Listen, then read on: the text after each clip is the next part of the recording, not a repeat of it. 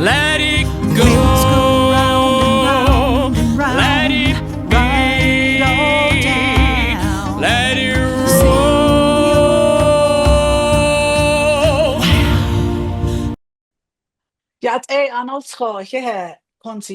Thank you all very much for coming here this evening to be with us. We are Indigenous Ways, and this is our monthly Wisdom Circle series.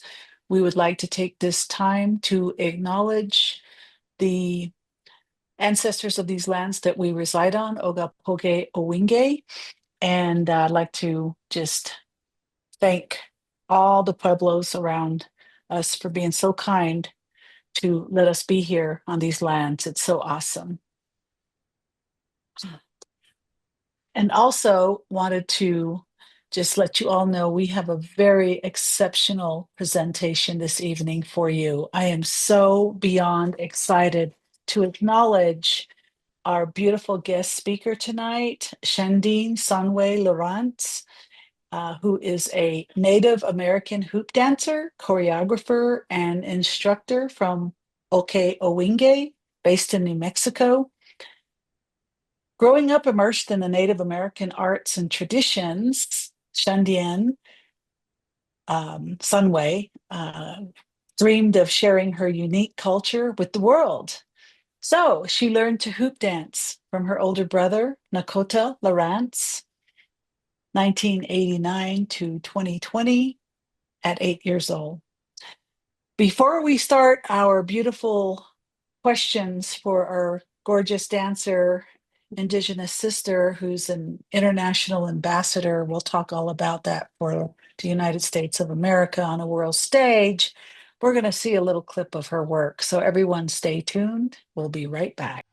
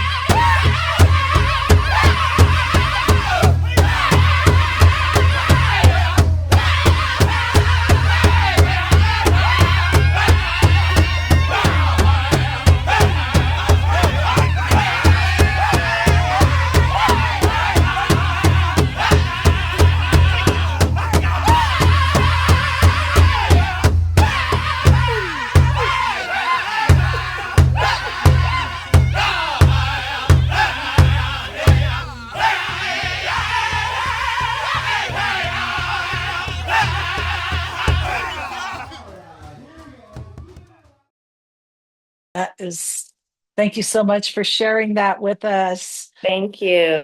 Yes. So beaming in from Japan, we want to hear all about that as well. Can you tell us a little bit about yourself before we start the questions so we can know who you are, basically? Yes. Unvia Gandhi, Singi Tamu, Singi Hu. I come before all of you with respect, and I wish you guys either a good morning, which is on my side of the world, it's a good morning on the 19th, and for you, a good evening. My name is ShanDine Sonwai Lawrence. I am Hopi, Tewa, Navajo, and Assiniboine. And I grew up in Flagstaff, Arizona, and I currently reside in Oke Owinge Pueblo, New Mexico.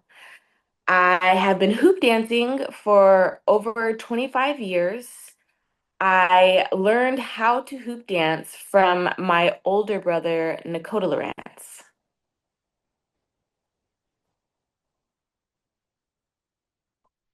Are we coming in That's clear? wonderful. Yeah, yeah, I'm hearing you clearly. Thank you very Oh, much. good, good. Um, so why did you get into dance? And when you started, was there a pool of mentors and venues for hoop dancing? Well, when I started to hoop dance, I was 8 years old. And like I said, I learned from my older brother, Nakotah. And Nakotah was a 9-time world champion hoop dancer. I believe at that age, he might have been like a 3-time or 4-time hoop dancer. But both of my parents are Native American artists. And my mother is a jeweler and a painter, and my father is a jeweler, sculptor, and painter as well.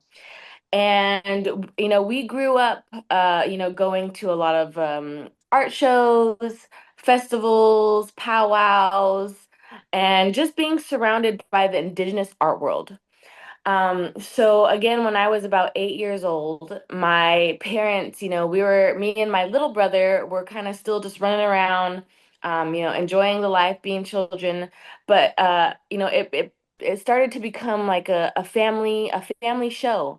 So my dad finally instructed my older brother, like, hey, it's time that you pass this on to your younger siblings. They've been watching you with eager eyes, wanting to learn.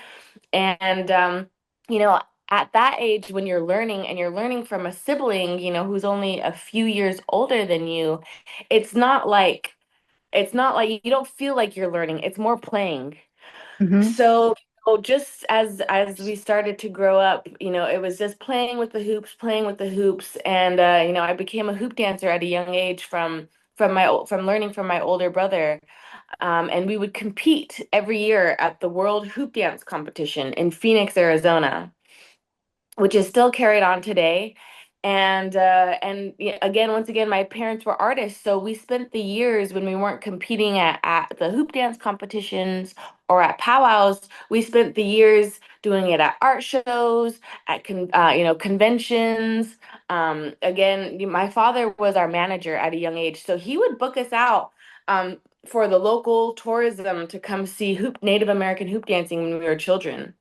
And he would also kind of use it, like for art shows, he would say, "Oh, well, my children are hoop dancers. They'd be happy to perform at your show if I could get a free booth." And so usually, again, it was a family show. So it worked out really well. And that's how we made our money as children. My father would pay us the money, and we'd go and run and buy candies, buy art from Mm. other artists.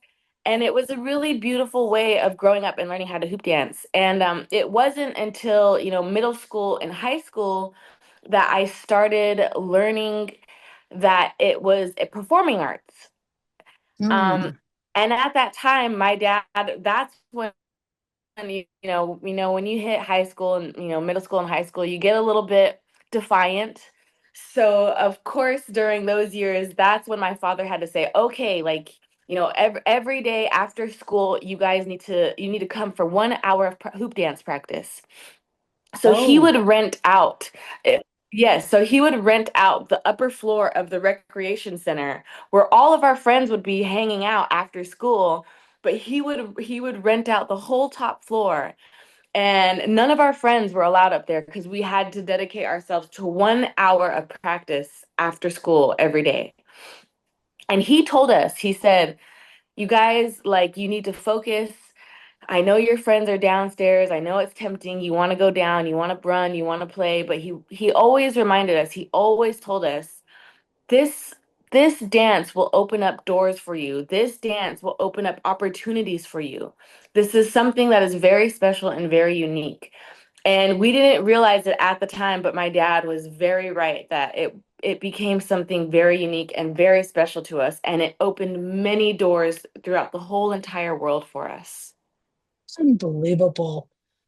That is such a fascinating story to think that you've been all over the world by learning how to play with your brother, learning from him, hoop dancing. I mean, Yes. people like travel the world and as ballet dancers, and you're like in Japan right now because of this talent you have. That is so amazing. Thank you so much for Yeah, sharing that. it's a So, blessing. It's a blessing.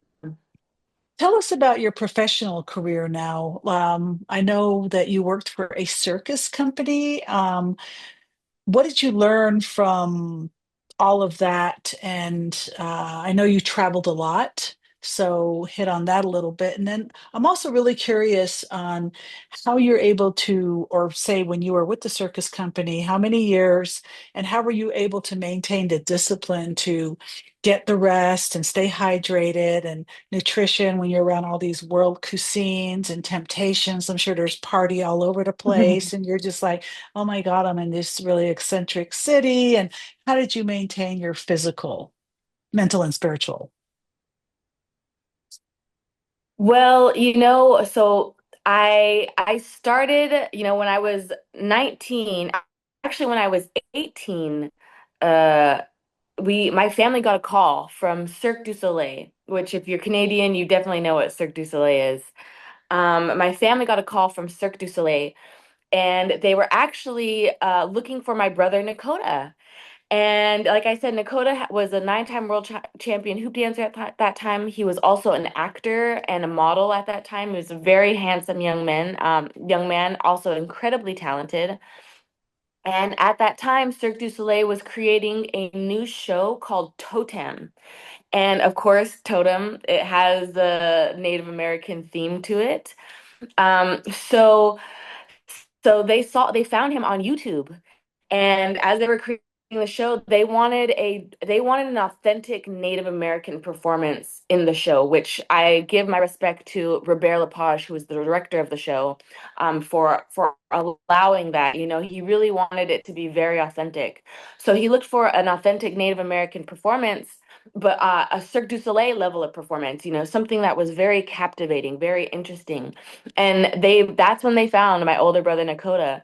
So they called our family and they said, "Hey, like, we found your son on YouTube. Like, we'd be very interested in having him audition for our Cirque du Soleil show."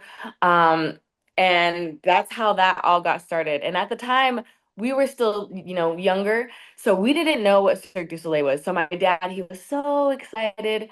He ran to us and he said, "Oh my gosh, oh my goodness, Cirque du Soleil wants Nakotah." And we look at each other, me and my siblings, and we're like, "What is Cirque du Soleil?" And so, of course, my dad calls Cirque du Soleil back and he says, "My children don't even know what Cirque du Soleil is." So at that point, they invited us to Las Vegas, our family to Las Vegas, and they invited us to see the show Ka, which is a Las Vegas resident show. And we were just absolutely blown away for the very first time. If you've ever seen a Cirque du Soleil show, it is one of the most unique theatrical experiences. Wow. At the time, it was still very much one of a kind. And Cirque du Soleil is, like, I guess you can say, the NBA of circuses. So Hmm. we were very blessed to be, thrown right into that. So my brother said, "Yes, that's something I would love to do." He's like, "I don't know how I'm gonna do it." He's like, "I don't do flips, I don't do this, I just keep my feet on the ground and I hoop dance." And they said that's exactly what they wanted. And that's how my brother's career with Cirque du Soleil started. And I believe that was in 2010, 2009 that he left for the Totem Creation, which is a 1 year creation time. They created the show in 1 year. So he moved to Montreal, lived in Montreal at the Cirque du Soleil headquarters for 1 year and created the show. And he became the lead character of the Totem show.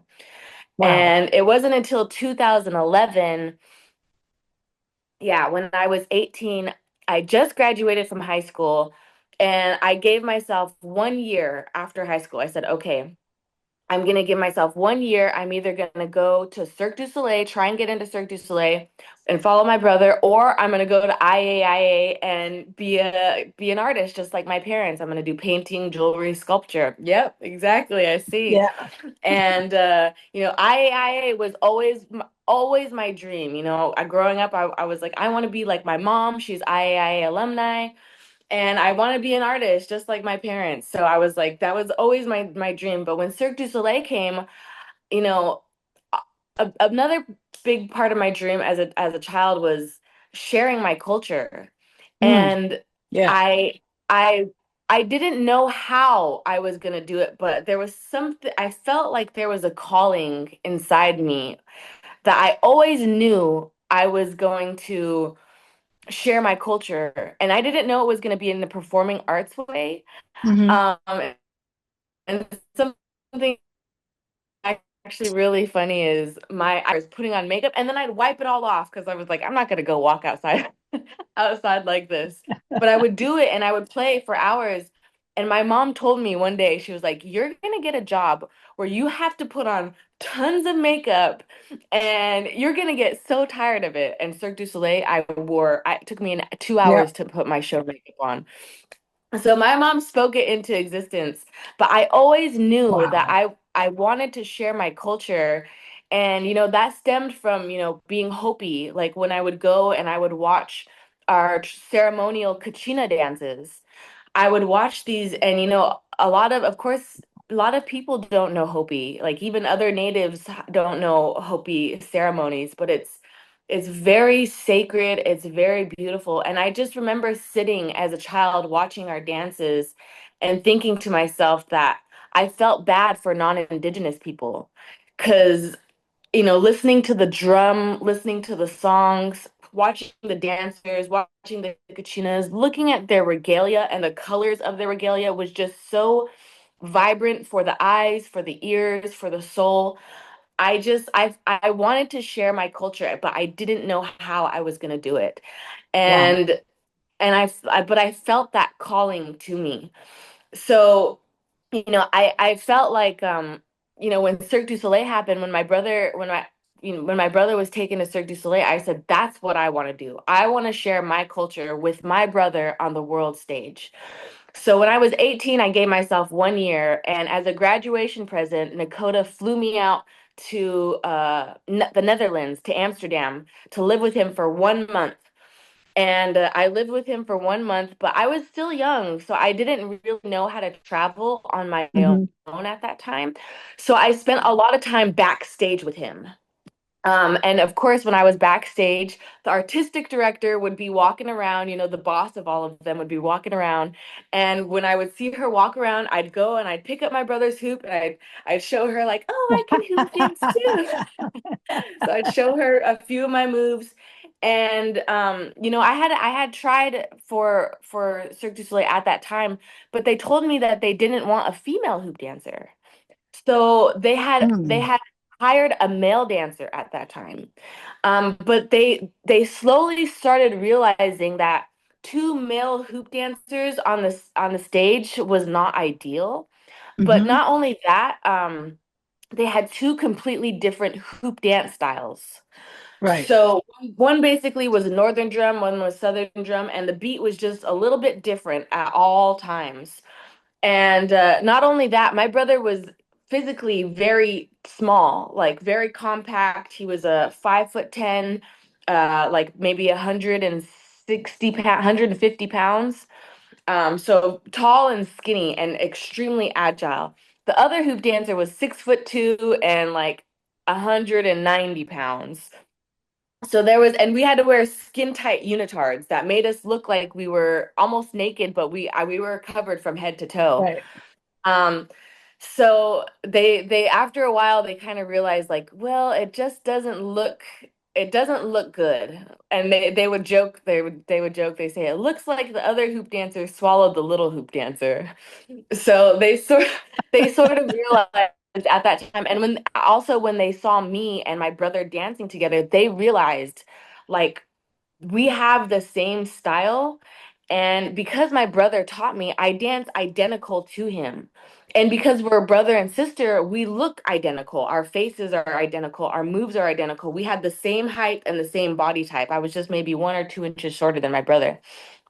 So, and not only that, they realized because my brother had been on tour for about 2.5 years at that point by then, but they realized when I was on tour that my brother was grounded when I was around, that his heart felt more whole when I was around. So they realized that we needed each Mm. other as family. And they realized that that's what made my brother happy. And because he was the lead star of the show, they did all that they could to please him. And Cirque du Soleil was very good at that. They wanted to make their artists happy. So they realized that Nakotah needed me. They realized that our dance styles were the same. So at the end of my, I visited him a couple more times, a few more cities down the road. And not long after I left, they, my brother called me. He said, Sonwai, he was like, they want you to be in Cirque du Soleil. They're gonna let the other hoop dancer go, and they want you. He said, if that's what you really want to do, tell me now. And they want to know. And I said, yes, and my 1 year was almost up, so I was waiting. And Wow. so that's how I got into Cirque du Soleil, and I followed, as they say, I ran away to the circus with my brother. So That must have been such a wild journey. I mean, yes. I see, I've seen movies, Japan. I've read books and Japan and circuses. And, there's just from these lenses from the media, but if you're really in it or really there, it's like a whole different ball game. So, being in the circusry as a Native American, how did your comrades respond, respect, acknowledge? I mean, did you get really intelligent questions? Was it an opportunity for you to um, really expand people's views on what indigeneity really is, especially Oh, on yeah. an international stage? Like, how much do people really know about us? Oh yes, oh yes. So I forgot to mention that I ended up being with Cirque du Soleil for 9 years, traveling the Mm. world with them. And again, I was on a big top show. This is where we build the tent. So I was on a big top show, and we moved from city to city. So I would spend anywhere from two months to 8 months in each city. So I would get to know each city very well, and we would travel around the world. And I almost completed my full world tour except for COVID hit, and I didn't do my South American tour. But I did Canada, which of course Canada is very familiar with their First Nations people.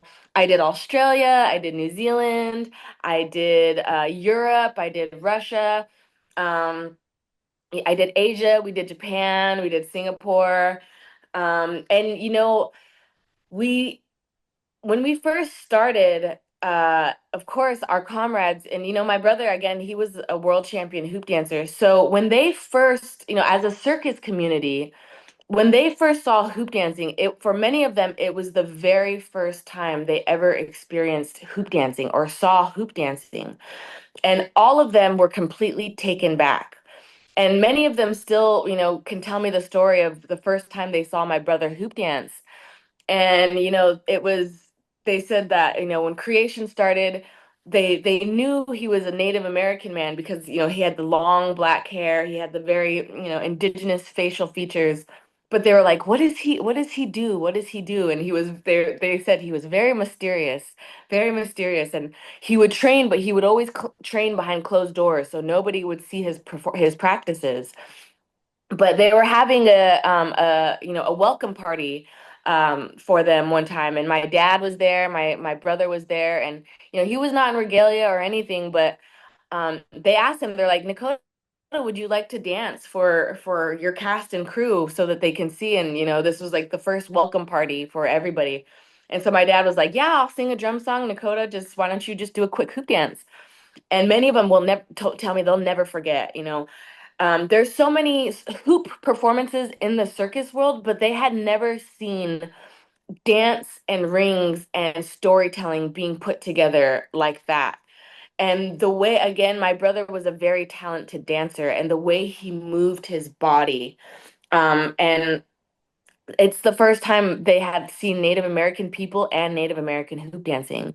So they luckily for us, they welcomed us into the circus world with open arms because they were just completely blown away and had instant respect for my brother because to impress circus people with a performance is really special because they perform their whole lives and they do Right. contortion, they do black flips, they do some of the craziest stunts you'll see in your life. And for them to see this dance, they were completely, blown away.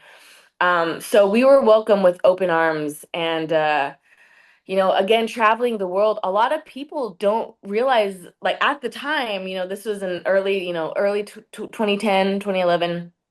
They didn't, a lot of people would say like, no, no, no, who Native American people don't exist. When I would go to Europe, when I would go to China, when I would go to Japan, they say, no, no, Native people don't exist. They were killed, they were wiped out. And it's like, Mm, no, we are real Native American people.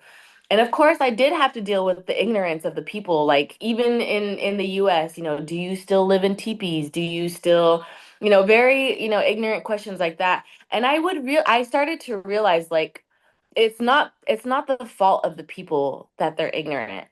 It's the fact that we didn't teach the people we as American society didn't teach the people the true history of the Native American people, and it was not their fault that they don't know better. So at right. first, I was offended, I guess you can say. Um, but over time, because working with so many foreigners, you do have to explain a lot and tell a lot about, where I come from and the true Native American culture. So I became kind of used to it, and I felt like it was my job and my duty to present Native American people in a non-stereotypical point of view, but a modern, authentic view from a very, from a traditional view as well, but a modern view. I was like, I live in Right. a house. I do live on a reservation, but I live on a home on a reservation. We do our ceremonial dances, but they're very sacred and it's not something that we show to people, which is why you may not know very much about it. And, Right. I learned how to respond in a very calm demeanor because, again, I realized it was not the fault of the people that they didn't know better. Right. Right. And thank you for that. So for cultures, so your mom is Navajo and Hopi? Navajo and Tewa, okay, Winge, Okay, and then so your mom's Navajo and Tewa, and your dad is Assiniboine and Hopi, Hopi. yes. So have you been able to learn about all four of the cultures? Like, are your parents immersed in all of, because Yes. it's talk about wealth. This is like the most wealth. It's like, wow. Can you talk a little bit about that? I know you mentioned Hopi, and we know Mm-hmm. you live on the Pueblo and you're in Mm-hmm. Japan, but what about Assiniboine and Navajo? Where does that influence come in? So again, I'm less culturally affiliated with both, but I've learned both. I have a very big Navajo family on my mother's side. Very big. My Hmm. mom is both half Tewa and half Navajo, with a little bit of white Spanish blood in mix between. And then Mm, same with my dad. My dad is half Hopi, half Assiniboine with a little bit of French mixed in because of the Assiniboine mm, side. But I beautiful. was able to grow up very closely to my Navajo family, but a Hmm. lot of them were Christian Navajos. So Where at? What ceremonial part of in where they? Flagstaff. We Oh, lived in Flagstaff, okay, but I want to say like closer to the Cameron territory okay. was where our family came from. The Denapaw family. which was my grandfather's Navajo last name, Danapaw. And for our Assiniboine side, I didn't, we're our family is from Montana, I believe. Hmm. Hmm. Ooh. And I've been back once or twice, but I was very young at that time. And Hmm. my grandfather lived with my Hopi grandmother on the Hopi reservation in Arizona. Oh, okay. Yes, Oh, yes. So wow. I stayed a lot in Arizona. I grew up in Arizona, but during my summers, I would come to New Mexico and stay with my aunties in Wingate Pueblo. And that's where I would participate during our ceremonial Tewa dances was during the summer. And now we reside where we live now because my mother was the oldest of seven, and she inherited the land and the home in our Reservation. Beautiful. We have a friend from Australia and another friend from outside of Mexico City, based in Beautiful. DC, coming in Friday and have been invited to OK Wingay Dance on Monday, which is your Oh, big dance, good. right? Yeah, So, yeah. sadly, I have to work, but Oh, yeah. we got some mates going with Elena, and I'll be able to make, I don't know. I mean, if they're still over there when I get off work at 4, it's only like 40 minutes from here, right? To OK Oh, for Wingay from sure. Oh, Santa for Fe. sure. I'm Yeah. sure I can find a house to go eat in, Yeah, yeah, get yeah, fed definitely. somewhere. Yeah, some good stuff. I'll have to get you in contact with my mom because she's down there. So if she's Yeah, feeding would love to meet at your her house, family. we'll I let you know. probably know them. I mean, we're Yes. all IA, right? Yeah. We probably even went to Well, school together. Who knows? my mother is Marion Denapau Lawrence, and my father is Steve Lawrence. Yeah, we probably all know each other. I wish they were on the Oh show yeah. tonight. Oh Um, yeah. Oh yeah, me yeah, too. so let's with the I want to talk about your physical workout stuff because I know a lot of people are tuning in right now from reservations and Mm-hmm. without resources and stuff like that, and 24/7 gyms like right up the street with our little cards. Mm-hmm. How Mm-hmm. can you talk about like, well, let's talk about your physical workout. What did that whole circus stuff look like? How did you Yeah. stay in shape? Did you have to lift weights? Did you do yoga? Talk about that and then talk about how the rest of us can get in shape. Well, Motivate us. yes, yes. Well, when I first went to Cirque du Soleil, I was physically very weak. Hmm. I didn't grow up. I was a runner growing up. My mother encouraged us to be runners. Our family, we're all runners. But physically, my upper body was not very strong. So they put me on an exercise plan right away. And it's so Hmm. funny because because as a hoop dancer, we use our wrists a lot. And I started Hmm. getting like what is it Carpal when you tunnel. get, yes, carpal tunnel in my wrists.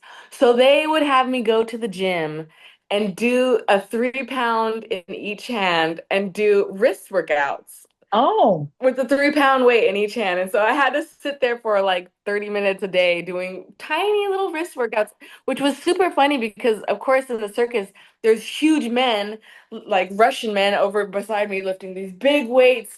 Some of the, contortionists, the aerialist women are over there doing pull-ups like crazy. wow. Everybody has a six-pack out there. And I'm over there with my little 3 pounders. Did it work though? Um, Did those three it did, pounders? yes, it And did was there a work. form that you had to do? I mean, obviously you just don't do that, but you have to like what? Well, yes, you would have to like put them on a flat surface and then, Hmm. do it in this way motion, 1, 2, 3, 4, and then turn it horizontal, 1, 2, 3, 4. So, and I All would do right. that with both arms, but you have to Okay. lay them on a flat surface and then Okay. to to keep them straight and just to focus Okay. on this. And you don't do it till you strain yourself. You just do it until you start to feel a little bit, a little bit, a little bit change a little bit, Okay. a little bit, a little bit change. But it took me time. So again, Hmm. I was with Cirque du Soleil for 9 years, but I don't feel like I became a professional performer until about 5 years into it. Oh, Um, wow. yes, yes, yes. Did you The get a first, six pack? I never got a six pack, no. Oh, okay. I was extremely light, when I would come home. Mm, A lot of people, of course, especially on the reserve or the reservations, like I would come home and people would think I'm sick because I was so skinny. But I never got mm. a six pack, but I love to eat. So I would eat. I ate a lot. And Oh, one great thing about Cirque du Soleil was they had a kitchen on site with chefs and everything to feed us because there's so many acrobats and so many athletes there that we had to eat healthy and we had to eat consistently a lot. So they would feed us beautiful. really healthy foods. And what was also great is they would accommodate to each country. So they would try to make dishes from each country and rotate that throughout the week. What was your favorite? Uh, you know, I really love Russian borscht. Hmm. I love that. Russian borscht. I don't even know what that is. Sorry. Yeah, it's a soup. Okay. It's a beet soup. Beet soup. Okay. Beet. Yes. I love Yes. beets. If you're Okay. ever like in New York, you can usually get it in New York if you see a Russian or Ukrainian shop. Uh, Okay. Cool. Borscht, Borsh or Cool. SCH, borscht. What about you being in Japan? What is your daily diet like right now?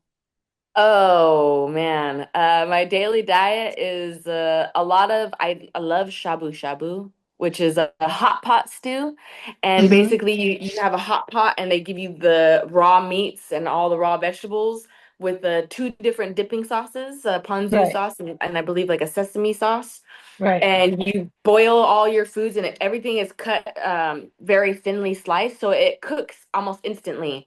So you throw Right. all your vegetables in and then you throw your meats in and within like a couple minutes they're cooked and you pull it out of the pot, you dip it and you eat it. Okay. So you pull it out with the chopsticks and then you drink the bowl like this, the soup, or do No, you no, use a no, spoon? no. You just use your chopsticks and you dip it in your Okay. dipping sauces. Yeah, so Oh, you I have two see. different Okay. dipping sauces and you dip your Okay. vegetables and your meat in there. And yeah, shabu shabu. Because Very I good. know because in America, people go into a sushi bar and they get a miso soup or a soup and they use their spoon. And then you look at the Asian folks and they're Japanese. just drinking it, man. They're Oh like, yeah. Oh forget the yes. spoon, man. Let's drink Well, this. I was also telling my brother yesterday because we were eating, it's Japanese culture that you don't go to the plate. The Uh-huh. plate comes to you. So a lot Oh, of the time you beautiful. see a lot of the Japanese people bringing the bowl to their mouths and eating here, rather us Hmm. eating over the plate. Which again, it's cultural. So I got to live 18 months when I was with Cirque du Soleil here in Japan. Oh, okay. So From you're total, 2016 through 2017. Yeah. So so I you feel probably like got I'm home. you feel like there's some vernacular Yes. going on there. Like Yes. I can have a little conversation with you Oh, all. yes. Oh, Custom, yes. I mean, custom wise, obviously there's got to be some kind of like DNA. We're called the Mongoloids. So Yes, are yes. they. So there's some Yes. kind of beyond our understanding connection Oh, yes. Oh, yes. And that there's just, I feel very special to have my dark skin and my Asian mhm. eyes Yeah, because shoot. when I'm here, I feel like I'm one with the people. Like, of course, we're completely separate culturally, Right, but of they course. are very respectful and very culturally immersed, just like indigenous people are, like Native American people, like First Nations people, like Australian indigenous as well. They're very culturally intact and they're very respectful, which is something I truly appreciate because, of course, as you know, Navajo and Hopi and Native American, we are taught to respect, especially and as a hoop dancer, to respect, the ground we walk on, to respect our elders, to respect the children, to respect the land, the people, the animals. So I love being here because of the respect that they hold for everything and everyone here. Um, That's awesome. That's yes, awesome. but That's but going beautiful. but going back to my physical performances, when I was in Cirque du Soleil, I worked 6 shows a week, and or sorry, 6 days a week, 10 shows a week. So I and it each show was a 2 hour show with a 30-minute intermission, and then I was also trained. I was supposed to do I was supposed to do Pilates and training included with all of that. And we would Hmm. do physical testing twice a year. So I had to make sure that I was Okay. in good physical shape. Dancing that much, just performing that much weekly, you're naturally become extremely fit. So, Yeah. you would think that a lot of us would watch our diets, but the actual fact is because of all that performance that we were doing, we would eat a lot. More like, Nice. people are always like, "Oh, Nice. you must have a special diet. You must have a special diet." It's like, yeah, eat as much as you can. Because we have a lot of calories that we burn and we need to Boy. make up for that. But again, it wasn't like, oh, we're eating junk food. We were eating quality food, like home cooked food, soups, rices, chickens, meats, lots of vegetables. I would eat a lot of sandwiches after work, but it was stacked with, lettuce, meat, cheese, just good quality products. And I think for me personally, you know, whatever makes your body happy is good for you. But as long as you're eating quality food, that's what it Right. makes the difference. So, Right. living on the reserve, that is something that we have. It's a food desert, and we don't have that access to these fresh foods, to these fresh quality meats. I try not to even shop at Walmart because I know that those are not the best quality meats and vegetables that we can get. So I always try to shop at the local farmers markets, the local super centers or markets, because of course it can be more pricey. But you start to appreciate the food more. And when you appreciate the food more and cook it and you make it yourself, you also eat it at a slower pace, which is also Right. really great for your metabolism. Good. Um, so that's something I always encourage the people to do is, you know, try not to eat, the fast food. I know it's very hard because it's quick, it's ready to go, it's accessible, I mean, this days it's still expensive. It's expensive, but to some it's still cheaper, but always make that attempt. Like if you have to get fast food, I say go to Subway and get a Yeah. sandwich that's with vegetables, Tuna. meat. Right. Yeah, tuna. I eat a lot of, even back at home, I eat a lot of tuna and rice, which is like a Japanese specialty here as well. But I Right. eat a lot of tuna and rice because I love it that much. Um, and physically, since I've left Cirque du Soleil, because I'm a hoop dancer, I still stay naturally fit, but I'm not working out as much as I used to when I was in Cirque. Hmm. At Cirque, I was every day, hours and hours of working out, and I'd go home and hit the bed, and I'd be out. But after 2 months of doing that per city, you crash hard, and that's when injuries would start to happen. Oh. So you have to maintain your body by stretching, by warming Oh. up really well, and by doing the workouts that are like inconsistent as well, inconsistent workouts with what you're doing consistently. So if I'm dancing a lot, I had to stop dancing and I would have to like pick up some weights and do some weight training because Beautiful. I was like doing so much of one thing, I had Beautiful. to start doing something of the complete opposite to help maintain the balance of my body. Well, I'm exactly the opposite. I'm like a weight fanatic. I mean, I like could Okay, go to the gym yes. every day and push and pull and abs and back Yep, and yep. but it's like I need to get on those machines. I need to get on Well, the well, even elliptical. I if need it's to not do even all if that it's not the stuff. machine, because it can be hard on your joints a little bit, Yeah, swimming. right. Yeah, I've got a bike. That is a Yeah, great exercise that is lightweight on your bodies. Yeah. right. Or Well, biking, you know what? being on the bike, is good for your Yeah, knees. I'm taking the bike on the road with me in less than a Hmm. month. I got a bike rack and I'm gonna Oh, that's hit it. great. I'm taking off to Michigan. So yeah, we're running out of time here. So I've got several other questions, but sadly, let's just finish up by asking you the last question, short and sweet, and then I'm gonna pass it over to Elena, invite our brothers and sisters in to come and say hi to you. Okay. What does this year's theme mean to you? Fano Aiga family. What does that mean to you? What is it? Can you repeat the can you repeat? Basically family. I mean, I'm sure in all four of your well, Navajo is family. Okay. What does family mean to you? Because You know, we ask everybody that because everybody has such a different answer. Yes, there's biological, of course, but what does family mean to you? you know, family to me is very sacred. Family to me is trust. Family to me is love. Family to me is my grounding, my home, my heart. Right on. I would not be here today without the love and support from my family. My mother and my father, I'm very blessed to have, parents that were there for me growing up, that, encouraged us growing up, that, my parents were, being artists, artistically inclined, they've always encouraged us to be artists. My mother was kind of a hippie too, so she would dance and encourage us to dance free Beautiful. and dance, wild and just enjoy and laugh. And my father was the businessman, but I watched him love my mother growing up. I never seen my father ever disrespect my mother. I've never seen him yell at her. Right. My dad is, he was the best example of what a man is in my That's eyes. so And beautiful.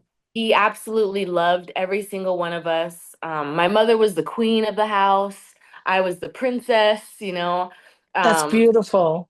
and I have to say, I look at my brothers and sisters now and their accomplishments. And my sister is a doctor. She's a ear, nose, and throat surgeon. I My know older her. brother, yes, Najoni, my sister Yep. Najoni. Yes, she works at the by the St. Vincent Hospital. Yep.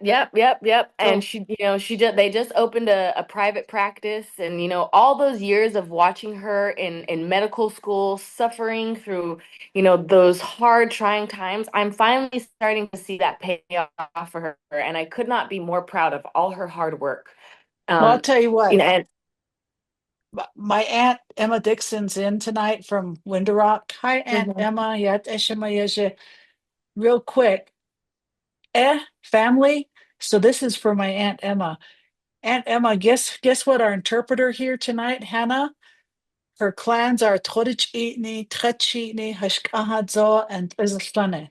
So that is exactly my aunt's clans on both sides of her families. I just wanted to say that, Emma. So one day, hopefully, you get to meet our interpreter, Hannah. She's also in Arizona. But family rocks so hardcore. So Oh yes, oh thank you yes, so much. We have to pass it to Elena now. So yay, that's Elena! great. I'm gonna step off. You're a rock star. You're a hoop star. You are my star. You're our star. We love Thank you. Thank you. you. Thank you so much for that, Tash, and thank you so much, Sunway. You're Of flipping course. amazing. I've got a lot of questions, but this is a part here where it's a commercial break. We've got a lot of people that want to come in, so I'm just going to plow through what's going on. But Sunway, thank you, thank you, thank you. If you want to get hold of Sunway, this is all the information here of website, social media, and following Sunway. I also want to give a shout out to Lightning Boy Foundation, which is the family foundation, which is really, really doing extraordinary things, bringing a new generation, teaching. So be sure to check that out. But Sunway, thank you, thank you, thank you. And this is what's going on. Same time, same channel. We do the Indigenous Ways Wisdom Circle every third Wednesday of each month. We've been going since 1st of April 2020 because we wanted to keep our wonderful communities connected. We were blasting out 2 a week. And we've also garnished a wonderful worldwide audience through this. So what we do now is once a month through the Wisdom Circle. We have the extraordinary Wayhan Moon Smith, or we call him Moon, known as Moon, and he is a proud member of the Shinnecock Nation. He is living in Santa Fe and is also huge in recovery, works at the Santa Fe Recovery Center. Huge dancer with traditions and all sorts of things. So be sure to come in and check him out. If you were blown away by, like myself, about Sunway's amazing presentation that's going to be available with over 200 other presenters in our IndigenousWays.org video library. That's going to be available in the next 78 hours. So if you'd like to share that video with your peeps, please do. At the same spot, if you're not involved in our newsletter with all the amazing things that Indigenous Ways is doing, be sure to sign up there. And then below me, you'll see what's flashing all our social media handles. We would love you if you haven't to subscribe, like, or be friends with us through our social media. We also have newsletters that go out once a month. And all of our wisdom circles, virtual events, and also in-person events, we always have sign language interpreters. They're all free access to everyone. I also, in this time, want to thank our sponsors, to the City of Santa Fe Arts and Culture, also to the National Endowments of the Arts, and the New Mexico Music Commission, who have made this possible, as well as your individual donations. We still have the NEA, the National Endowment of the Arts, there. This would have been our 7th grant from them, and as all of you know, many of the national, federal programs have been cut, and so our funding that we received from them got rescinded. However, what's important for us to keep on going and be connected with you all. So what's going on is, if you haven't already, save these dates. We've got 2. One is Friday of Indian Market, which is August the 15th, 5 to 10. We're collaborating with Lensic 360 for our August Indigenous Ways Festival that will be at the Water Tower. And then the last Saturday of September, which is the 27th, all day 11 a.m. to 6 p.m., we've got our amazing Indigenous Ways Festival at the by Site Santa Fe. So all in person, and we hope you can join us. If you are able to donate, we would love you to do that. And we have our PayPal. We also have Venmo. If you're not into any of those, you can keep that all happening with that. But anyway, this is that extraordinary time where I'm going to invite all of you to come on, say hi to the beautiful Sonwai. Your videos are able to be accessed to, so all you have to do is go to the bottom left-hand corner and turn your video on, or if you're a bit shy, throw in a question for Sonwai. While you're doing that, hey, Sonwai, can you tell us what you're doing in Japan? Yes, I am here performing for the 2025 World Expo, Osaka, Japan. So I actually just finished my last week and my family's here visiting. So we're enjoying the Japanese culture. We're heading to Kyoto today to spend our last week in Kyoto. Beautiful. Awesome. Thank you so much for that. And let's go ahead and go to our first person on the screen. Cricket, what's up? Cricket, we can't hear you. So just to let you know, while Cricket's getting her sound, she is our intern for the summer from Stanford, but she's Hey, also Cricket. Hello, hi, can you guys hear me? Yes, good to see you. Yes.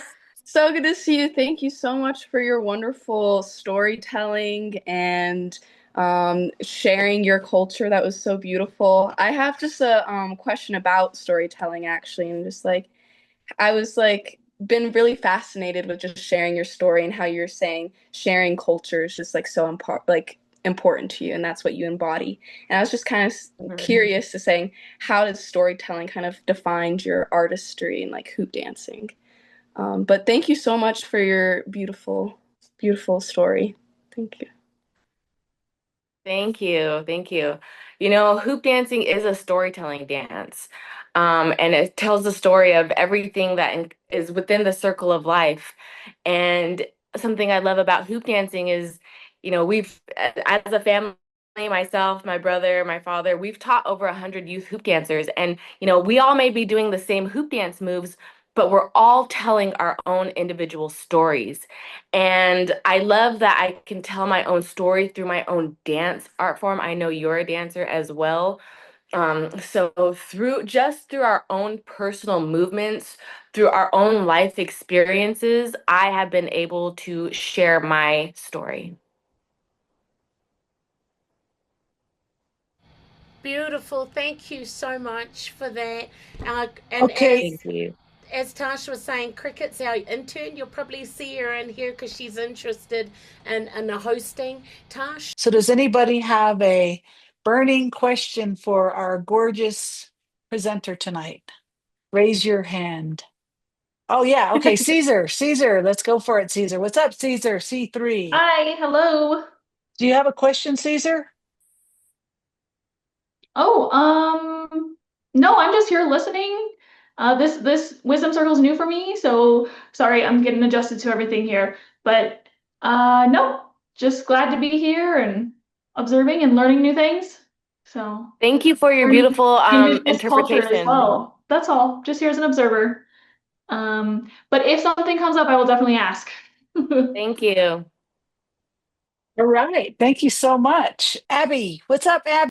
It is just a beautiful seeing the dance performance in the beginning, like how you can get so many pieces that are separate and then get them together in one unified ball and not trip. Like I know that I would trip right away.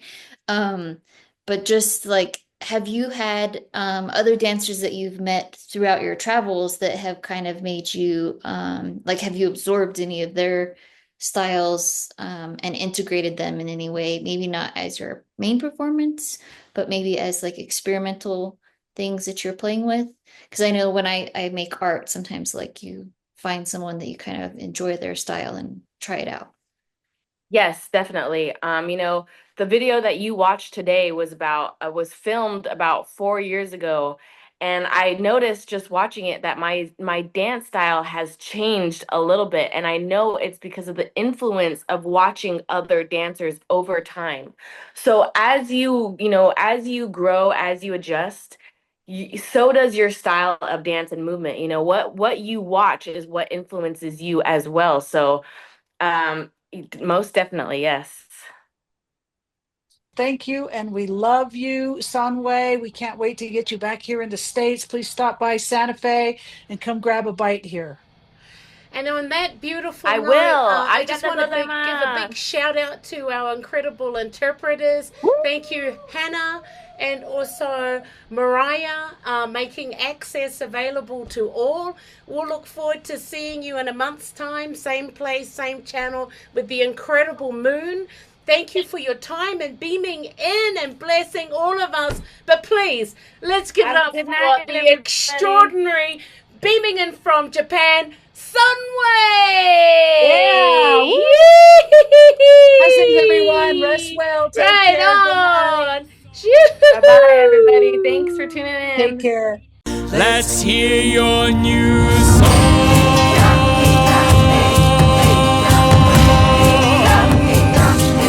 Let it go. Let it be. Let it go.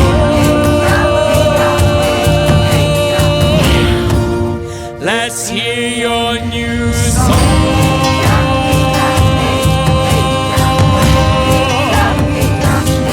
Let it go.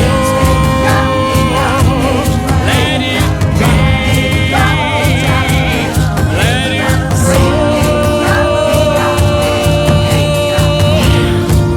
Let's hear your new song.